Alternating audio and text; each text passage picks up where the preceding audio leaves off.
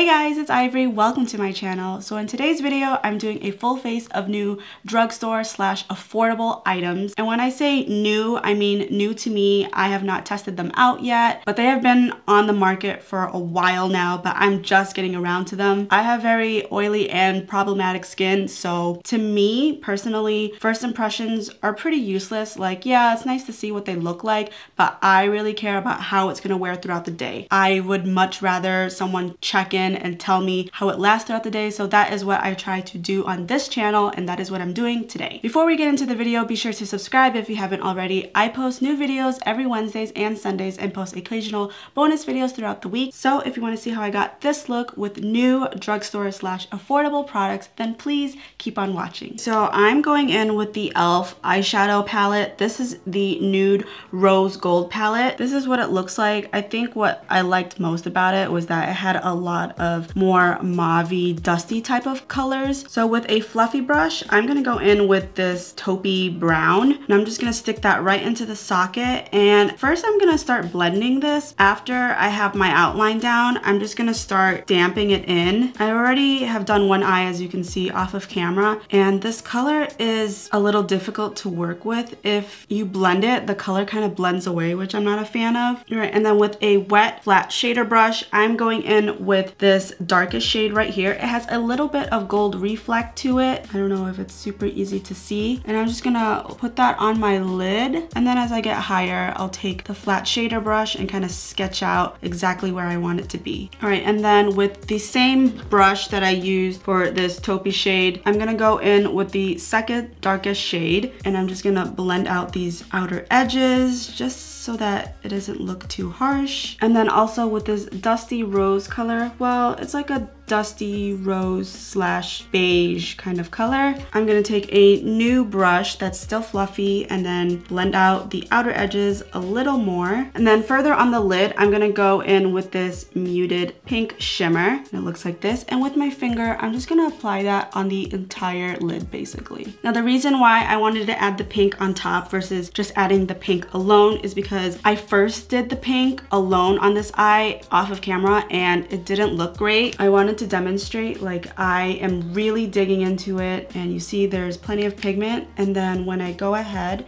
and swatch it, it's kind of lackluster to me. It's more like an eyeshadow topper, not really an eyeshadow that's very vibrant on its own. And then with a pencil brush, I'm gonna go in with this frosty pink right here, and we're gonna apply that to my brow bone. And let me tell you, this is not a blinding brow bone highlight. I'm gonna show you, I'm dipping into this color multiple times. Yeah, you can't even really see it. It's quite powdery and very lackluster, so I don't really like this shade. It's not super bright. We're gonna move on to our base now. So I am trying the Covergirl Vitalist Healthy Elixir Foundation. This has SPF 20, full coverage, and hydrates, and has vitamins and antioxidants. I never smell my products, but this one has a very noticeable scent, and it's very fragrant. I actually like this scent. I like the fact that it has a pump and you can twist it so that if you lock it, foundation won't come out. This is a pretty good shade match for me. I got the shade Warm Beige. All right, so I added one layer and then I kind of just went over with another layer, only over the areas where I felt needed a little more coverage. So it's like 1.5 layers. This has really good coverage and it feels extremely lightweight. I'm happy about the coverage. I'm a little worried about the finish just because it is luminous on me and I just don't know how it's gonna last throughout the day, but we will see. Next for concealer, I'm using the ColourPop No Filter Concealer. I actually got 2 shades because I didn't know what I was, and it was buy one, get one free. So I was really excited about that. I think I might be medium 22. Let's see. I'm so late on this. Everybody's already tried this and done reviews, and here's me like, okay, I think I'm ready to try it. Ooh. This is really nice coverage, very creamy, just blending out wonderfully, not having any issues. This looks really good. Wow, A+ on the concealers ColourPop. I can see why so many people rave about this. This is a really nice concealer. I'm gonna go ahead and set my face real quickly. I don't have a new powder. All right, and then while my face is baking, we're gonna move on to brows. I'm using the ColourPop Precision Brow Pencil. I got the shade Banging Brunette, so it has like a very tiny applicator it's very itty bitty. This couldn't have come at a better time. The day after I got this, my brow definer from Maybelline completely went out. Like, I have no more, so I needed this. I think this is also waterproof, so if you want to go swimming and have perfect brows, here you go. Oh my god, I'm barely touching this and it's just gliding on. So, like, look how lightly. The brow definer that I used to use, I mean, it was good, but you had to press pretty hard to get pigment out of it, which worked well for me because I'm naturally heavy-handed. But this one I have to be careful because my brows are not bad. I kind of just have to fill in sparse areas. So this could get like blocky real fast. Not the type of look I'm going for. All right, so the brows are done. I like the way that these look. What do you guys think? The color is pretty perfect. It glides on really easily. We'll see how it wears throughout the day. Maybe it'll fade. We're gonna finish off the rest of our eyes, so I'm gonna go in with this brown right here. And I'm gonna use that to tight line my lower lash line. I haven't used this color yet, so I just wanna incorporate as many colors that are in this. All right, and then with another pencil brush, I'm gonna go in with, it's like in between a bronze and a gold. I'm gonna use that to highlight my inner corner.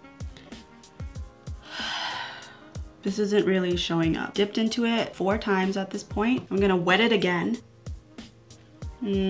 For a shimmer, this is super dull. All right, next we're gonna bronze. I'm using the Physicians Formula Butter Bronzer. I'm super excited about this because my Benefit Hoola Bronzer is almost out. So I was like, okay, now is the time to get a new bronzer. I'm gonna smell it because that's what every beauty guru does when they talk about this formula.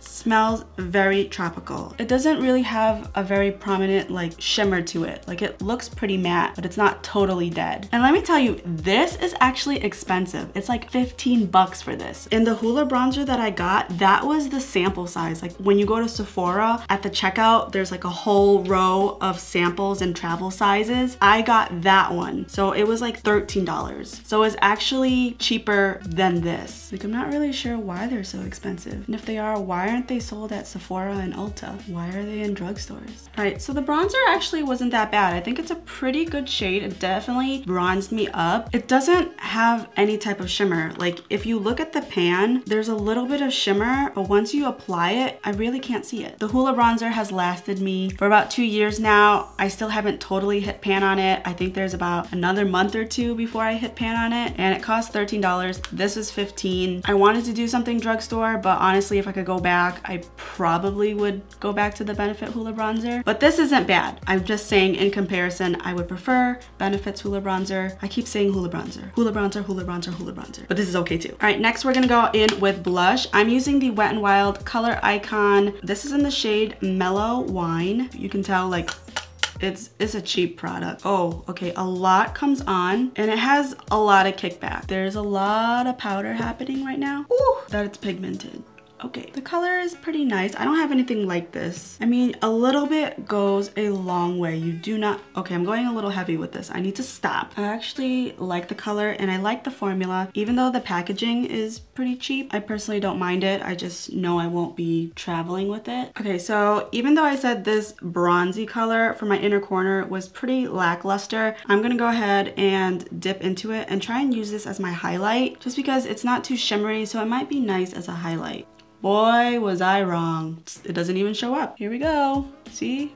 Nothing. Well, got a little bit of something. Barely. I'm adding a lot too. All right, at this point I used all but 2 shades over here. This palette sucks. For lips, I'm going in with the Wet n Wild Liquid Catsuit Matte Lipstick. This is in the shade Give Me Mocha. I love this doe foot. It has like a little bit of a curve to it, so it like hugs my lip. I don't really do like the one coat thing. I kind of just finesse it around. Even if something is super opaque on a first coat, I naturally just go in with a second coat. And you're never gonna finish this product anyway, so why does it matter so much that things have to be perfect on the first coat, you know? All right, and then lastly for lashes, I'm going in with the Ardell Demi Wispy Lashes. I know a lot of you are gonna be like, you've never tried the Demi Wispies? No, I haven't. Every single time I wanna look for them, they're out because they're so popular. I'm gonna look down so you guys can see the difference. It's just really natural and then gives it just a nice extra pop. All right guys, so that is it for the first impressions. I think the thing things that really stuck out to me. You know what? I'm just gonna list off the things that didn't wow me. First off, the eyeshadow. Yes, I actually do like this look, but it took a lot of work to actually get there, and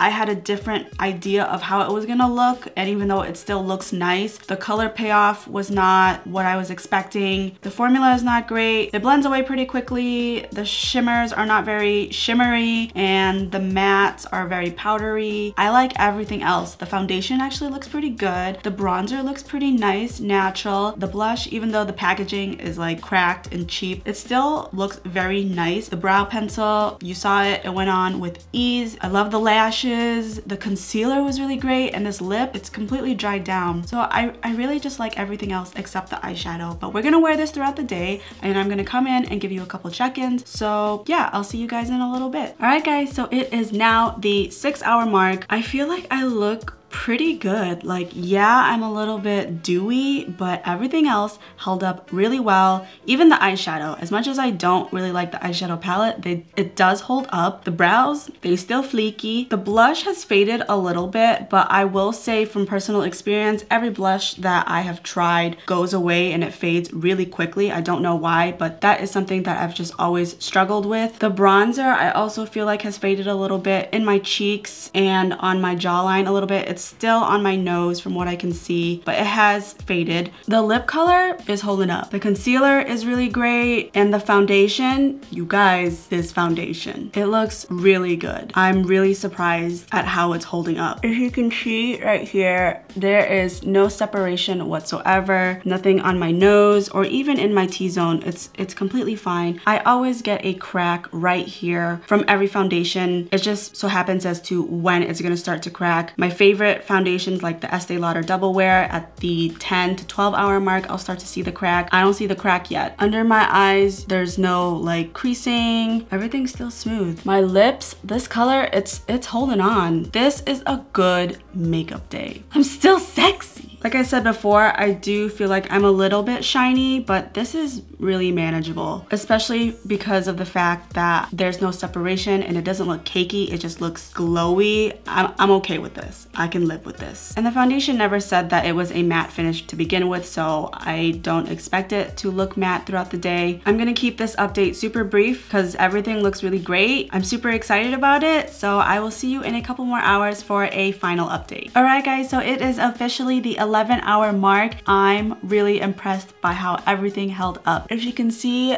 the lip is still intact, the blush is still there. I mean, it's a little bit faded, but like I said, my face just eats away blush really quickly. I don't really know why. Probably because I'm very oily. And the bronzer is about the same since I last checked in. The eyeshadow, it's still there. The brows, the foundation, I'm actually extremely surprised. It is completely intact. It looks really good. There is no separation, no cakiness, and even that crack that I talked about, it's still not here 11 hours later. The concealer is holding up. I mean, I don't see anything wrong with it. The foundation is not like collecting into my nose whatsoever, and usually around my T-zone and right here and on my nose is where I start to see separation and settling in my lines. I'm not getting any of that. This was a great makeup day. Like, everything worked out, and it's just really nice. It's the little things in life, you know? So yeah, I actually really liked everything. The foundation I'm actually the most surprised about, just because it was not a matte foundation and I took a chance on it. It was actually requested by someone that I do a wear test on it. I think her name is Dana. So thank you for suggesting that to me, because I have tried it and I love it. Like I always say, feel free to comment down below what other types of foundation or products that you want me to try to see if it will last on oily and acne prone skin. So that is it for this video. I hope you enjoyed. Also, feel free to comment down below what other types of videos you'd like to see from me, and I will see you in my next one. Bye!